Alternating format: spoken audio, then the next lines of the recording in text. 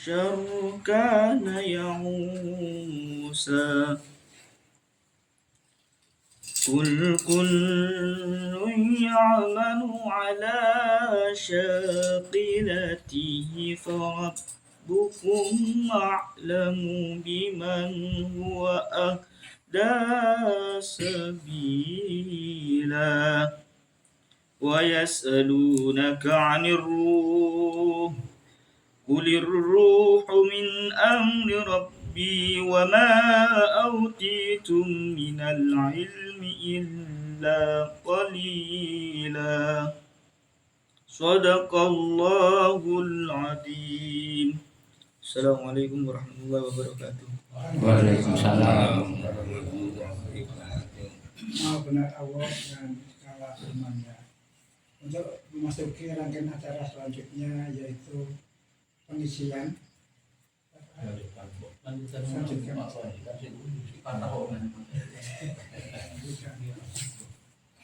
Untuk pada malam hari ini akan disampaikan oleh Bapak Ketua Ranting Tekasari kepada Bapak Adnan Kohar. Waktu dan tempat dipersilahkan. Yang akan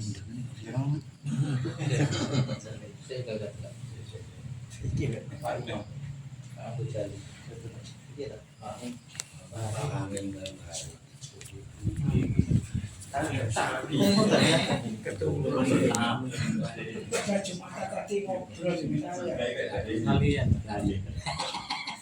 Keturun lagu ini, biasanya lagu ini keturun.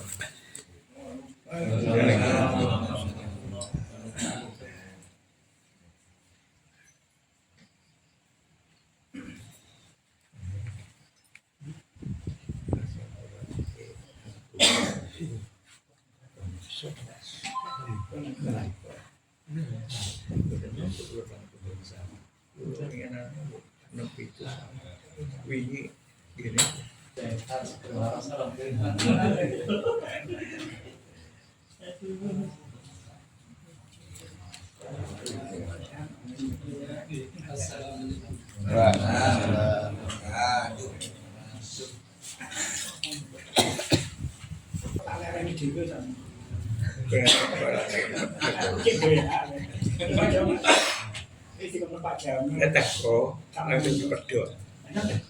Assalamualaikum warahmatullahi wabarakatuh. Waalaikumsalam. Alhamdulillah nahmaduhu wa nasta'inuhu wa nastaghfiruh wa na'udzu billahi min shururi anfusina wa min sayyiati a'malina may yahdihillahu fala mudilla lahu wa may yudlil fala hadiya lahu. Asyhadu an la ilaha illallah wahdahu la syarika lahu wa asyhadu anna Muhammadan abduhu wa rasuluhu la nabiyya ba'da. Bapak-bapak, saudara-saudara yang dirahmati dan dimuliakan oleh Allah, marilah kita senantiasa memanjatkan rasa syukur kita kehadirat Allah Subhanahu wa taala, karena pada malam hari ini kita masih diberikan nikmat iman, nikmat Islam, nikmat sehat, nikmat sempat dan panjang umur, sehingga kita masih diberikan kemampuan untuk menghadiri acara pengajian pada malam hari ini. Sholawat dan salam tetap kita aturkan kepada Nabi Muhammad Sallallahu Alaihi Wasallam, karena beliaulah yang telah membimbing dan menunjukkan kepada kita dari jalan yang sesat kepada jalan yang benar, yaitu jalan Islamnya. Bapak-bapak, saudara-saudara yang dirahmati oleh Allah,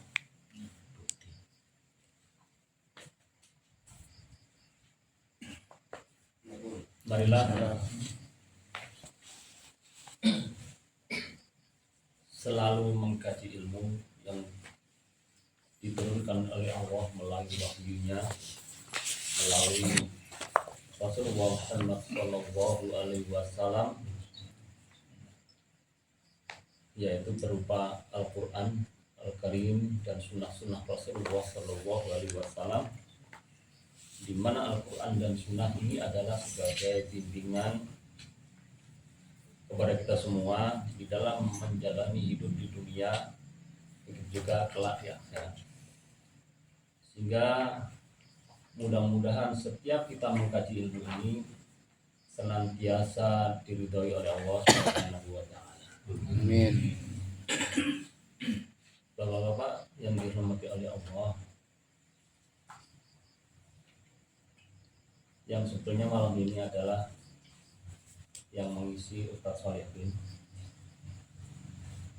Mungkin ada suatu dan hal beliaunya tidak bisa hadir dan tidak beritahu. Akhirnya yang ketikan Sampur ini yang punya rumah juga ini. Jadi ini ngerangkep ini, yang punya rumah. Padahal di sini kalau kita melihat itu banyak asatidzah yang lain. Ini ada Ustaz Jamal, Ustaz Sabara, ada Listianto, banyak sekali. Semua insya Allah kalau mau bisa menyampaikan. Karena mereka ini yang orang sudah lama berkecimpung di dalam dunia keilmuan. Dan di sini saya orang baru yang biasa memberikan pengisian. Jadi karena di sini sudah jadi mungkin ranting, kadang siap Mbak Abi siap, harus siap ini. Ketiban Sampur terus ini. Dan insya Allah materi kita malam hari ini kita akan mengkaji himpunan putusan majelis takjih. Ini di dalam Muhammadiyah itu namanya ada majelis, di mana majelis tarjih ini tugasnya untuk merojihkan dalil-dalil yang ada. Jadi istilahnya majelis tarjih ini adalah fatwa jamaah. Jadi bukan satu orang yang berfatwa. Jadi fatwa banyak orang. Di mana Muhammadiyah ini mendatangkan orang-orang yang pakar di bidangnya masing-masing. Jadi ada yang pakar tafsir, ada yang pakar hadis, ada pakar-pakar yang lain, di mana mereka di dalam pengambilan sebuah dalil dari banyak pakar itu nanti akhirnya diambil sebuah kesimpulan dalil mana yang terkuat. Kalau dalil itu yang terkuat, itulah yang dipakai dalam Muhammadiyah. Maka di dalam Muhammadiyah ini fatwanya adalah fatwa jama'i, artinya fatwa bersama-sama. Karena ada fatwa yang misalkan fatwa menurut Yusuf Al-Qaradawi. Jadi fatwa itu berdasarkan analisa dan kesimpulan yang diambil oleh Yusuf Al-Qaradawi untuk merojikan atau menguatkan suatu landasan dalil. Ini fatwa menurut Yusuf Al-Qaradawi. Dan ini adalah fatwa menurut person, jadi menurut satu orang. Karena memang kelebihan dan keahliannya di dalam suatu bidang ilmu, maka dia mampu untuk mengambil istimbat atau kesimpulan hukum berdasarkan pengetahuan yang dikuasai. Ada fatwa misalkan Syekh Utsaimin, ada Bin Bas. Ini kalau di dalam ilmu mustalah hadis, di sini namanya ada hadis ahad, ada hadis sahih. Jadi hadis ahad itu hadis yang dirawikan oleh satu orang. Ini namanya hadis ahad. Ada muttafaqun alaih. Misalkan rawahu Bukhari Muslim, muttafaq alaih. Kenapa dikatakan muttafaq alaih? Berarti ini kalau namanya hadis itu di sini ada muttafaqun alaih, berarti antara Imam Bukhari dan Imam Muslim sepakat terhadap hadis yang disahihkan. Ini namanya kalau Bukhari Muslim itu biasanya muttafaq alaih. Nah, kalau di dalam madhab Syafi'i, pokoknya kalau Imam Romli dan Imam Nawawi sepakat terhadap sebuah pendalilan, maka itu yang dianggap muktamad. Jadi dalil itu yang dianggap terkuat menurut mazhab Syafi'i. Maka kalau dalam tarjih ini adalah tim tarjih yang mengambil sebuah pendalilan bahwa ini adalah hadis yang sahih menurut versinya majelis tarjih. Kalau kita bahas yang lain, kalau di NU ada bahsul masail. Maka antara perojihannya antara NU dan Muhammadiyah sudah beda. Beda. Makanya di sini terjadi khilaf antara pandangan ulama satu dengan yang lain karena memang cara pendalilannya berbeda.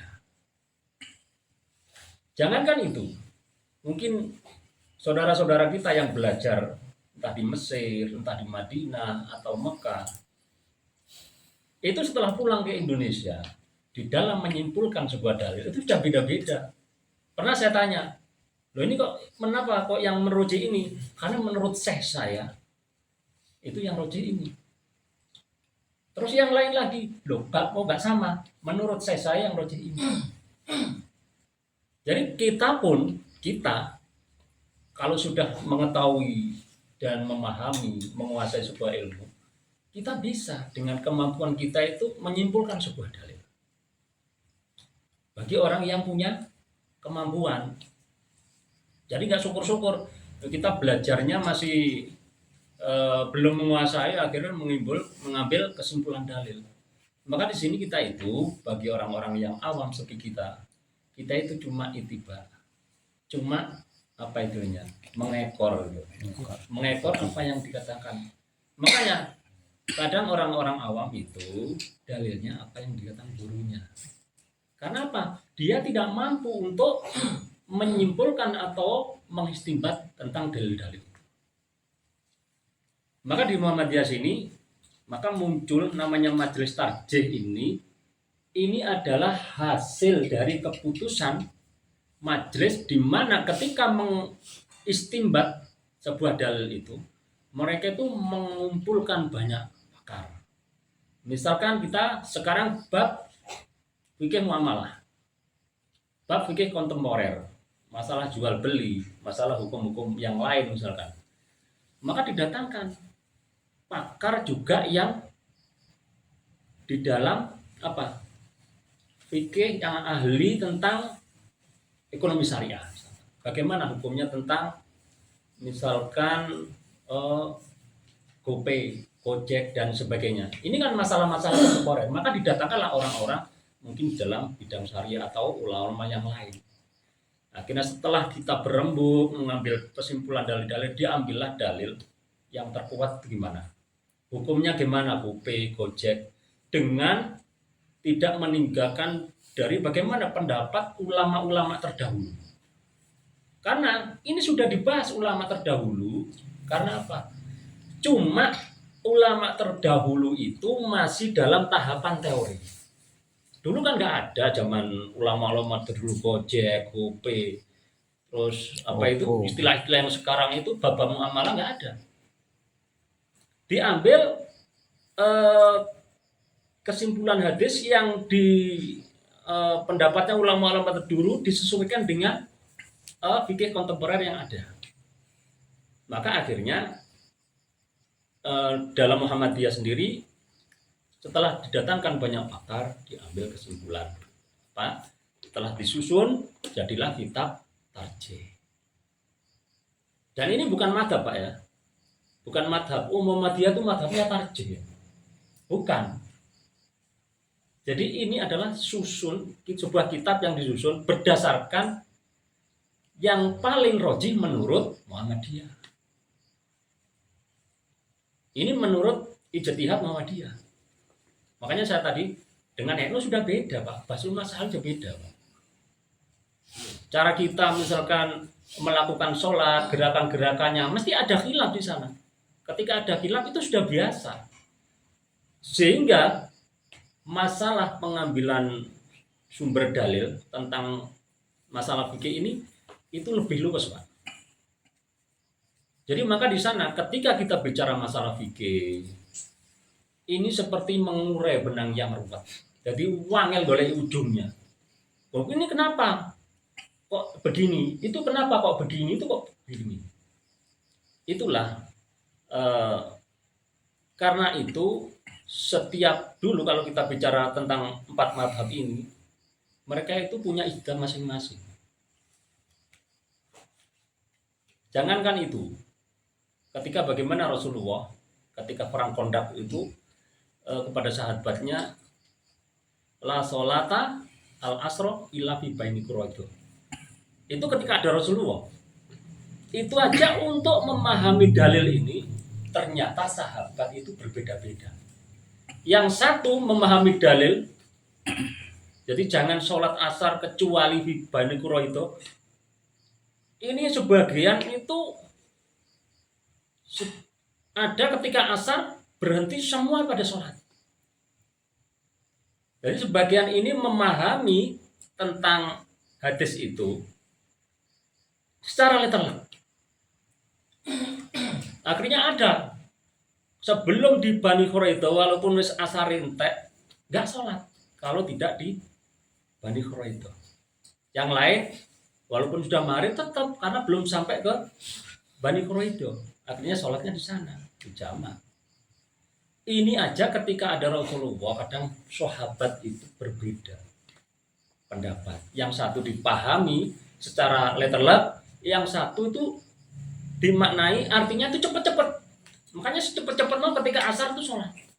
Sholat dulu, setelah asar sholat. Yang lain secara literal sebelum di Bani Quraidah jangan sholat asar. Akhirnya setelah sampai di Bani Quraidah, maghribnya habis, baru sholat. Ini zaman Rasulullah Pak ya, apalagi kita. Maka ketika ada perbedaan, itu sudah biasa di dalam. Sudah biasa. Makanya kalau kita melihat perbedaan-perbedaan itu, kadangkala kalau kita belum belajar masalah fikih ikhtilaf, perbedaan fikih itu, maka kita kadang ribut sendiri. Oh ini kok nggak sama antara ini dan ini nggak sama. Seperti misalkan anjing itu nggak semua madhab itu bahwa anjing itu najis. Kalau di Syafi'i anjing itu najis. Makanya orang-orang Mesir itu ngingu anjing biasa Pak. Di Mesir itu ngingu anjing itu biasa. Makanya kemarin setelah kita ngikuti kajian Ustadz Saprudin, itu ngingu anjing di Mesir nggak apa-apa. Makanya banyak mahasiswa Mesir itu yang belajar di Umbra Malang itu biasa, ngingu anjing biasa. Tapi dibagi Syafi'i ketok anjing mungkin dibunuh. Apalagi anjing nganu apa itu aja berbeda. Anjing sing nganu bejana itu kalau di Syafi'i dan kita umumnya di Indonesia itu dicuci 3 kali, 7 kali, salah satunya dengan tanah. Kalau di madhabnya Maliki kalau nggak salah, itu nggak harus. Makanya jangankan itu, walaupun sapi paribasane, sapi kalau nganu bejana, kira-kira ya dicuci Pak, kira-kira itu Pak. Itu sapi loh Pak. Lah gitu diobok-obok kecil. Sir. Maka di tarikh ini silahkan yang memakai jahar monggo, sing sir monggo. Ini adalah berbicara fikih itu lebih luas gitu. Jadi jangan, ini nggak benar ini. Sebelum kita mempelajari masalah ikhtilaf itu jangan kita mudah-mudah menyalahkan, Pak. Karena jangkauan atau cakupan masalah fikih itu sangat luas dan mesti di sana ada perbedaan. Sehingga perbedaan-perbedaan itu mana yang menurut kita dalil yang kita pakai yang lebih menenteramkan kita, itu yang kita pakai. Kalau kita mudah di sini, karena ada tim ini tujuannya adalah supaya bagi kita itu lebih mudah untuk menjalankan sebuah ibadah yang berkaitan dengan fikih, karena semuanya bisa disusun. Sehingga bagi warga, jadi kita mudah untuk mengikuti karena ada panduannya. Jadi nggak ada yang pentalit sing itu carane koyo Syafi'i, yang satu koyo Hambali, yang satu koyo Hanafi. Jadi di sini enggak. Maka di dalam kita itu supaya kita itu rata, mudah untuk mengikutinya, maka disusunlah ini. Misalkan dari bab ini, bab awal masalah tauhid, misalkan nanti sampai dari tauhid, kalau kita masalah ini sudah selesai, mari bab taharoh. Bab taharoh di sini ditunjukkan juga di tarjih ini khilaf-khilafnya menurut ini. Terus mana yang menurut Muhammadiyah itu paling roji, paling kuat, itulah yang kita pakai. Maka tidak bingung. Maka di sini cuma persoalannya kita jangan hanya berkutat pada tarjih aja. Akhirnya kalau kita misalkan yang paling tarjih ini, yang paling benar ini, yang lain, akhirnya kita nggak benar yang lain. Jadi nggak bisa. Jadi bagi kita bukan berarti kita itu harus kok tarjih ini. Bukan berarti seperti itu. Tapi kita sudah dipilihkan dalil yang paling roji atau paling kuat menurut Muhammadiyah. Dan insya Allah kalau di sini fatwa jama'i atau fatwa bersama-sama, insya Allah itu lebih kuat Pak, dibandingkan dengan fatwa yang hanya satu orang. Maka di sini ada seperti hadis ahad, hadis sahih, ya. Terus ada hadis mutawatir. Hadis mutawatir itu hadis yang dirawikan banyak orang dan diyakini. Nggak ada yang berdusta satupun ketika orang mereka. Kalau ada satupun, maka disangkal oleh banyak orang yang lain. Maka insya Allah ini adalah fatwa yang memang disusun. Assalamualaikum. Dan dipilih hadis yang tersahih menurut Muhammadiyah.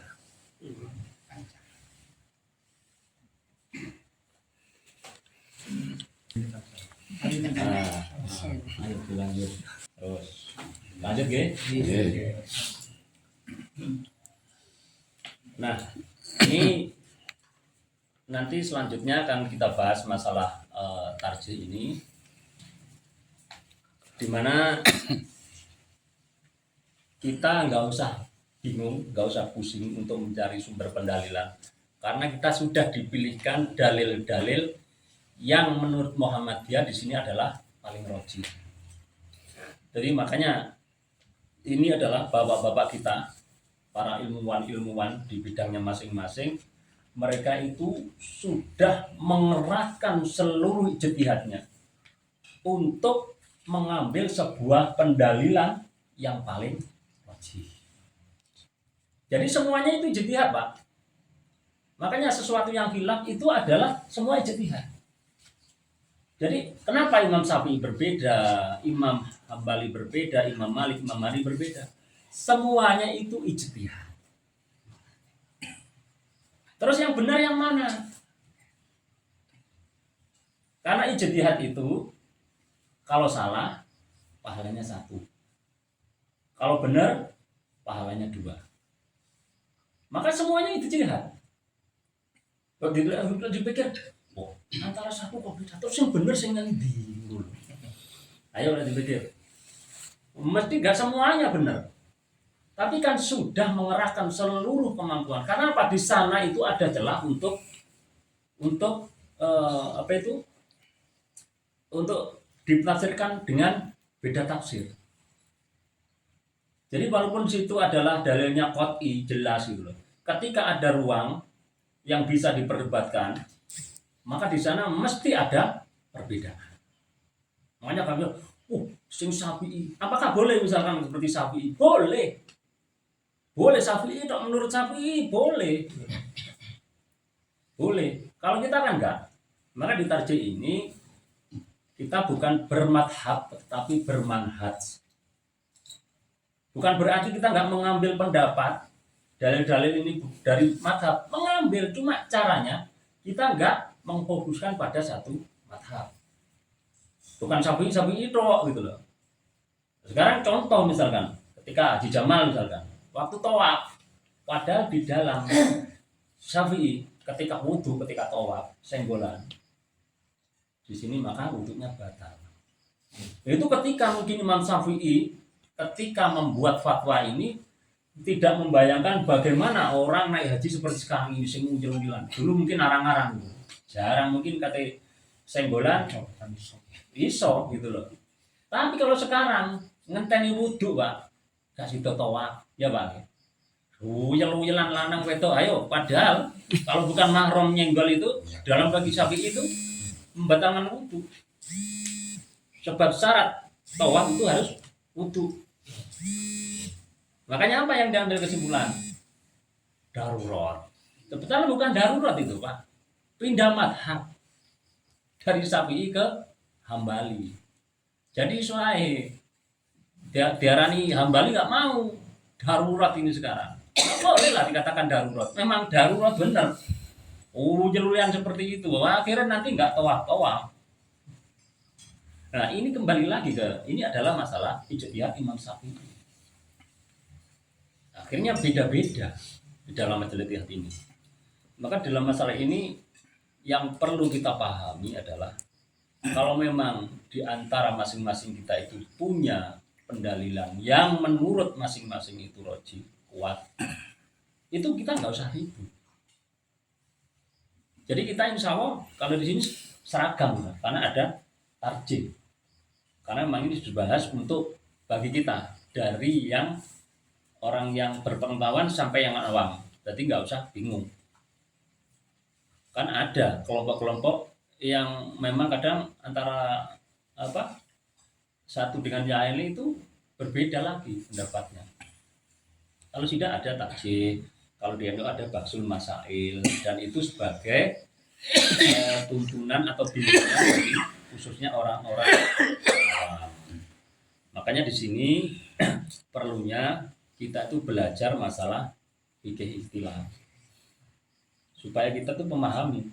Baru mungkin seperti Haji Jamal itu yang pernah di Mekah, di Solihin, itu di sana kok macam-macam ya gitu loh. Ada macam-macam gitu. Ada yang takbir ada yang anak sing enggak. Ada sing maca bismillah ono belas. Jadi kalau di Maroko misalkan, itu gak diwaca bismillah. Jadi gak perlu Allahu Akbar, semua gak ada bismillahnya. Itu kembali ke khilaf tadi masalah bismillah itu. Karena apa? Itu bismillah yang ada di Quran itu hanya sebagai pembatas antara ayat satu dengan ayat yang lain. Kalau kita kan enggak, Syafi'i, Hambali enggak. Jadi cuma persoalannya yang dia perselisihan, ada yang jahar, ada yang enggak. Walaupun ta'arud tadi yang katakan, maka diambil di sini, maka dikompromikan yang jahar monggo, yang sir monggo. Jadi ini perlunya kita belajar di sini tentang bab masalah fikih, dan ini ditarjih ini semuanya oleh ulama-ulama Muhammadiyah diambil yang menurut mereka itu yang paling roji atau paling kuat. Jadi ketika kita bicara tarjih, bukan kita itu enggak bermadhab. Juga ada di sini yang memang juga pendapatnya Syafi'i. Tapi bukan satu kok Syafi'i saja. Jadi kalau yang ada Syafi'i yang menurut saya diambil, yang Hambali kadang-kala kita ambil. Jadi semuanya ini ada di sini.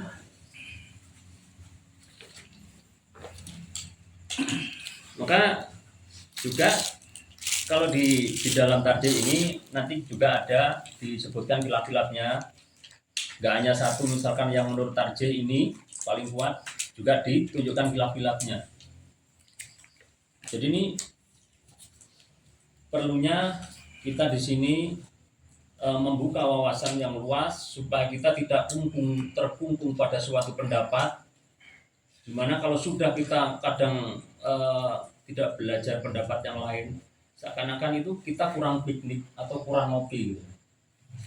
Jadi istilahnya kita ini cuma yang benar ya seiki gitu loh, tidak mempedulikan pendapat-pendapat yang lain. Tapi dalam artian bukan berarti di Muhammadiyah itu sampai nangis. Menurut saya ini yang terkuat. Lah kok pakai tarjih gitu. Tarjih ini nggak main-main, Pak. Disusun ini oleh para pakar-pakar di bidangnya masing-masing. Makanya bukan berarti kita akhirnya seenaknya sendiri kita mengambil suatu pendapat. Oh, kecuali kalau kita mampu loh Pak, kalau kita punya kemampuan. Jadi kalau kita nggak ada kemampuan, ikuti aja ini yang ada nanti. Jadi insya Allah ini akan terus kita bahas, kita kupas terus satu persatu nanti supaya kita tahu.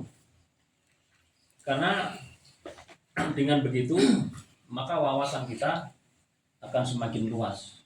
Ketika wawasan kita semakin luas, kita tidak akan mudah untuk menyalahkan orang lain.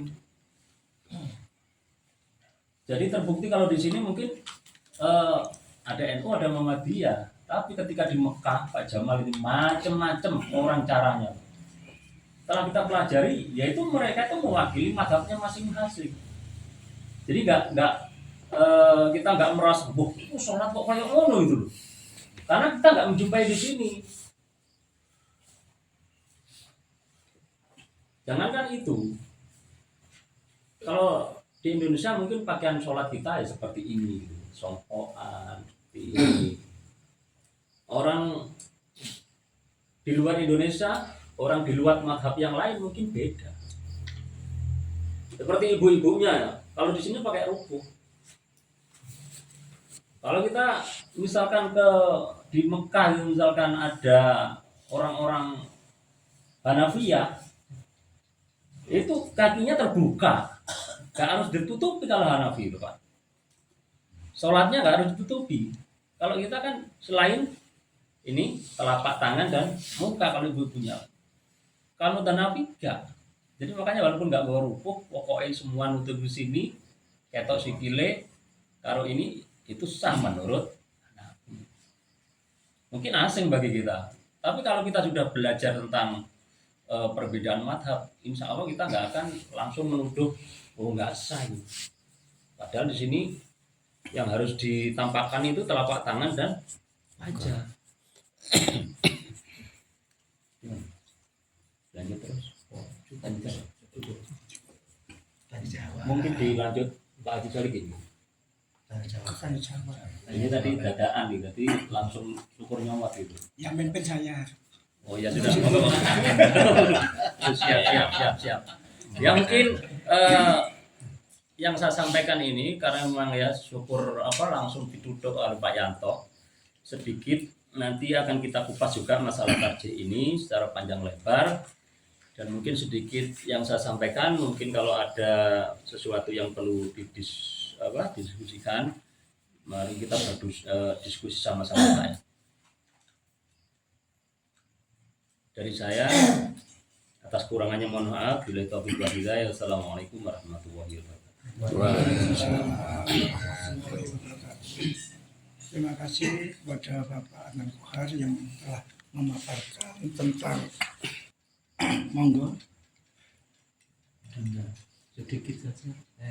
Assalamualaikum warahmatullahi wabarakatuh. Lihat hubungan tarjih ini betapa sofihnya, bagaimana kedudukan atsar yang itu adalah pendapat ulama. Terus di Pak Bukit, di posisinya bagaimana atsar-atsar. Maka di dalam Muhammadiyah ini masalah atsar ini juga mereka adalah ketika kita membahas masa tarjih dalam sidang takwir ini Pak ya, kita mendatangkan itu para ulama-ulama. Misalkan kita mengambil atau mau mensimpulkan sebuah contoh misalkan bab muamalah, bagaimana Muhammadiyah misalkan bagaimana hukumnya seperti yang saya sampaikan tadi seperti Gojek dan lain sebagainya, maka ini didatangkan para pakar. Jadi ada ulama hadis, ulama tafsir, terus ulama-ulama yang ulama kontemporer yang sekarang ini yang mereka juga setiap hari berkutat tentang bab muamalah, mereka datangkan semuanya. Maka ketika di sidang itu para pakar ini akan memberikan tanggapan terhadap permasalahan yang akan menggunakan dalil dalam Muhammadiyah. Jadi pakar-pakar ini dimintai tanggapannya satu persatu. Jadi seperti forum diskusi juga ada debatnya. di mana mereka juga akan menyampaikan dalil-dalil mereka masing-masing. Akhirnya dari banyak orang itu maka diambil mana yang terkuat menurut ulama yang didatangkan ini. Kalau yang terkuat menurut banyak ulama itu dari antara sekian dalil yang mau diambil, maka itulah nanti yang akan dirojikan. Maka di sini di Muhammadiyah itu fatwa jama'i. Jadi bersama-sama. Jadi bukan hanya kalau yang dikatakan Pak Sabara tadi kan aksar ulama misalkan. Ulama satu ulama misalkan. Kalau di Muhammadiyah dari pendapat ulama-ulama juga diambil. Kan di sana ada misalkan kalau ulama-ulama yang sekarang ini yang mu'asyirin, yang ulama yang sekarang pendapatnya misalkan kalau di itu ada Profesor Wahbah Zuhaili, terus ada ulama misalkan Yusuf Al-Qaradawi misalkan. Contoh misalkan walaupun fatwa jama'i ini juga mengambil aksar misalkan Yusuf Al-Qaradawi. Bab masalah semir, Pak ya. Siapa sih semiran di sini? Jadi semiran ini di dalam tarjih itu boleh, Pak. Serip semir hitam itu boleh di tarjih ini. Ternyata yang diambil itu adalah fatwanya Yusuf Al-Qaradawi. Tetapi di sini Al-Qaradawi itu punya perincian, Pak. Ada tafsir atau perinciannya. Yang pertama, boleh semiran, ya. Yang penting bukan untuk kesombongan. Ya. Misalkan Pak Yanto, semiran nyedeki rondo, misalkan Pak ya. Nyedeki rondo. Itu disuruh komit karena untuk mengelabui, misalkan. Pak Yanto,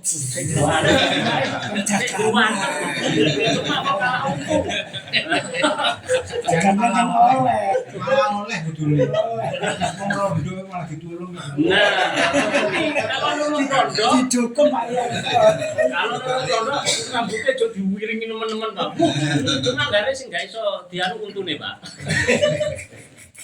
Maka di sini kalau tujuannya untuk ngelabui, nah, baik rambutnya Pak Yanto sih, gas ya wireng gak ketok sing putih, disemir ini yang nggak boleh.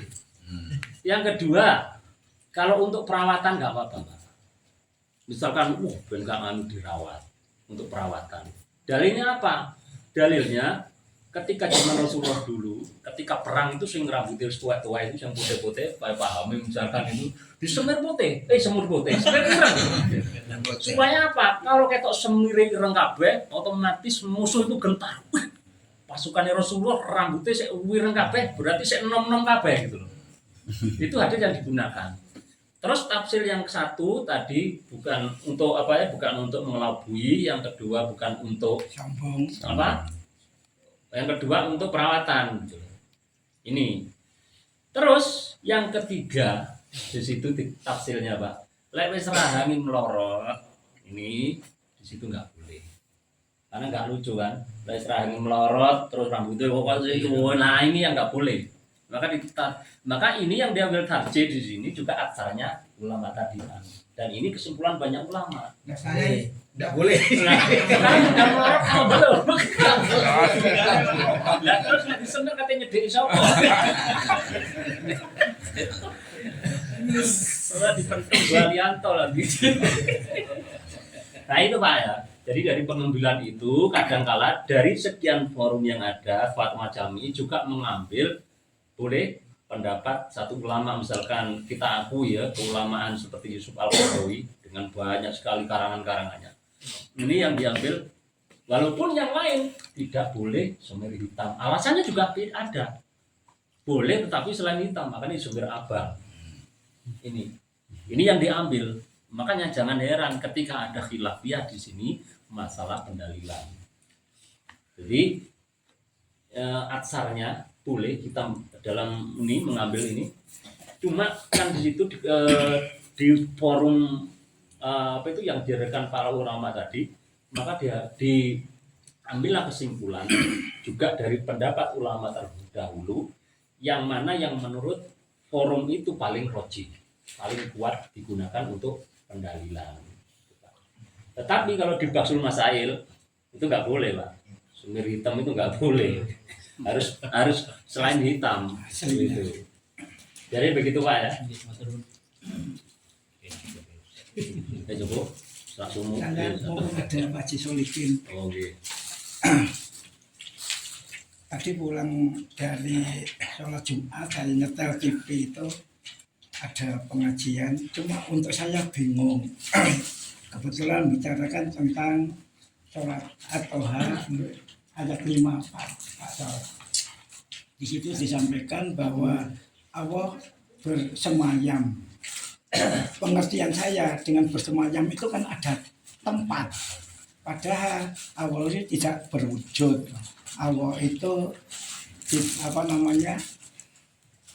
Allah itu tidak berwujud. Allah itu di surat Al-Ikhlas tidak beranak dan tidak diperanakan, dan banyak contoh-contohnya.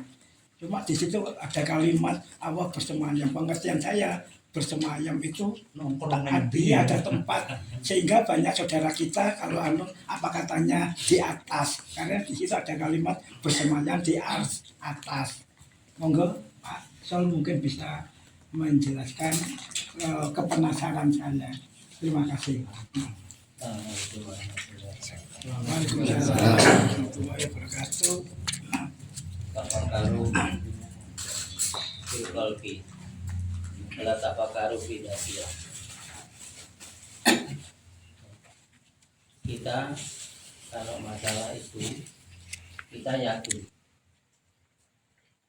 Allah yang memberi tempat, otomatis dia itu yang tempatnya yang namanya aras itu ya kita nggak bisa bayangkan. Kita mikir kayak kursi ini Gusti Allah, kursi samawat, kekuasaan. Jadi Nabi tafakkaru fi khalqi wa la tafakkaru fi dzatihi. Berpikirlah kamu tentang ciptaan Allah, air aja, pikirin air. Enggak usah mikir sing gawe air. Apa gunanya air ini? Manfaatnya apa? Rata duruna kodroh. Kamu tidak akan mampu kalau memikirkan tinggi Gusti Allah. Jadi Nabi berpikirlah ciptaan Allah, kamu akan tambah keimananmu. Yang kecil sampai yang besar ciptaan Allah, coba pikir yang kecil aja. Lihat tengu, koyo apa tengu iki. Iku pikiran wis, gak usah kursi Gusti Allah, gak usah arase Gusti Allah, pikirin tengu iki fotone ning ndi to? Sikile piro? Gak ketok. Nah ini. Karena Nabi dulu ada pertanyaan seperti itu, maka Nabi fakkaru wala tafakkaru fi dzatihi. Berpikirlah kamu kita ada Gusti Allah. Karena nggak mampu memikirkan satu makhluk Gusti Allah diteliti itu. Sampai kadang-kadang yang kena nyamuk itu jangan pikir, duh nyamuk yang pengen urip lagi lagi kepengen urip tuh. Ini mari kita ya boleh berpikir, tapi nggak mampu kita karena pikiran kita ini betul terbatas kan. Tidak ada orang di atas arah apalagi orang-orang yang pemikiran seperti ini nggak memahami ayat Quran itu.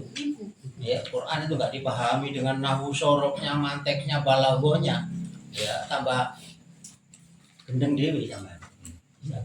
Makanya ceritakan Nabi Dawud fakaru gimana tidak apa terus saya tambah bapak-bapak dan saudara-saudara, kita ini ceritakan oleh Allah kan untuk ibadah ya. Para ulama dari Muhammadiyah putuskan dengan tarjah itu, mari kita laksanakan apa yang dilaksanakan dalam tarjah itu. Misalnya satu contoh ya, ketika sholat doa iftitah ini dibaca.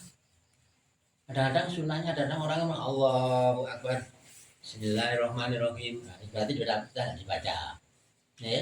Itu ada jeda ya.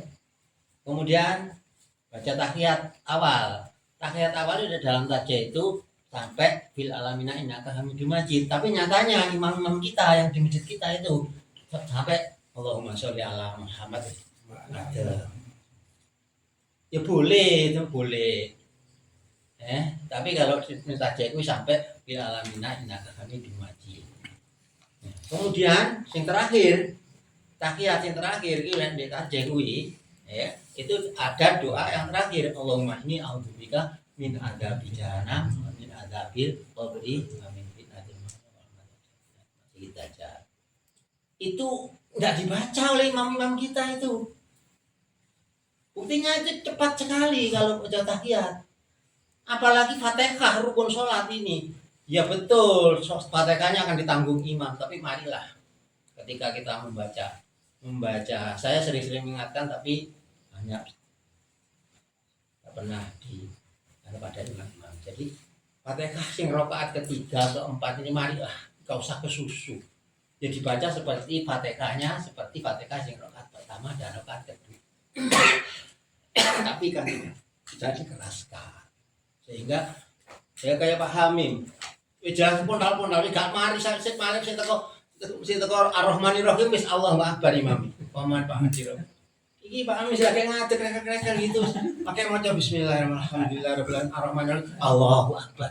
Ini imam-imam di masjid kita ini. Iki diingatkan masuk sini keluar sini. Nah, oleh karena katanya mari ya, bersama-sama kita ini ya, gak usah kesusu. Diharap-harap ada ngarep-ngarep salat ya ngenteni di masjid, pengen salat berjamaah. Tapi ketika adalah pondak. Termasuk saya ini membaca cepat Fatihah saya tak cepat nih. Bismillahirrahmanirrahim. Ya anak itu Allahu Akbar. Aku ya Allahu Akbar jadi terusnya enggak oleh. Ya melok tapi ya iya.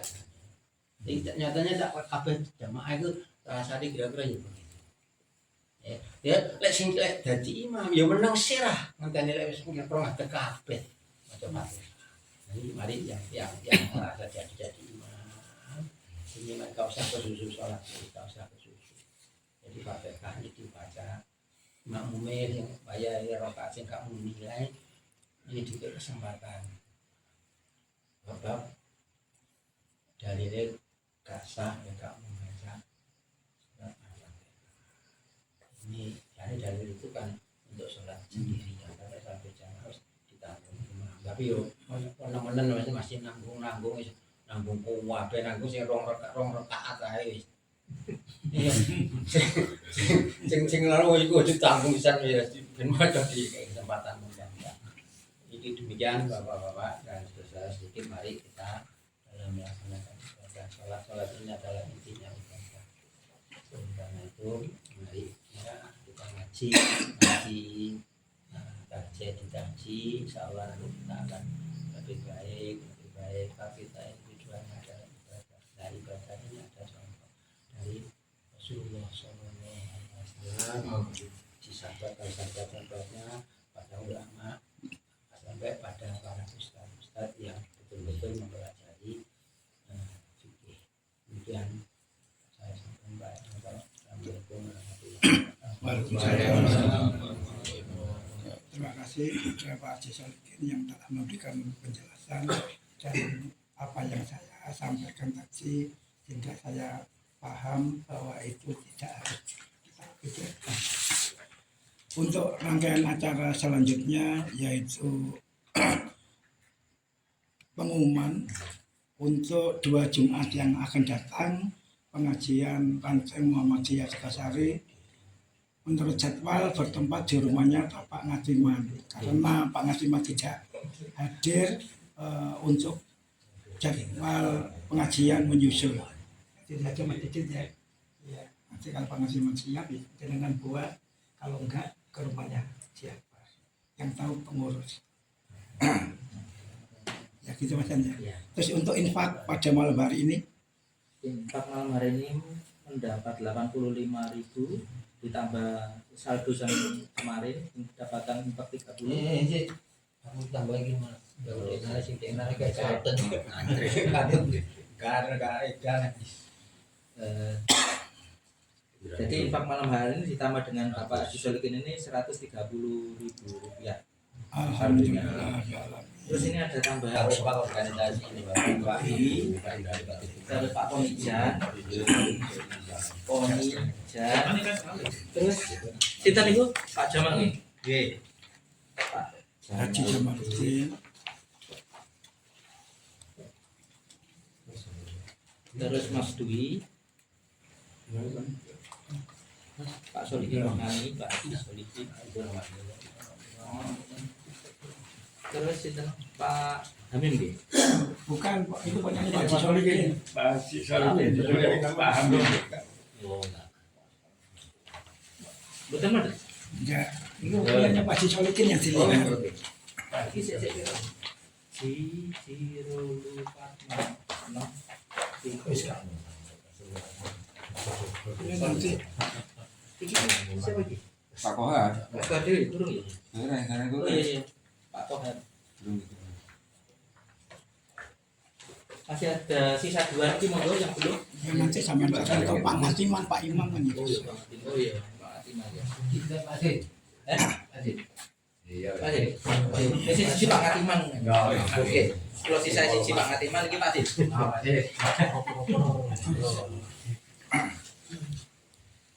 Ampun, Bapak.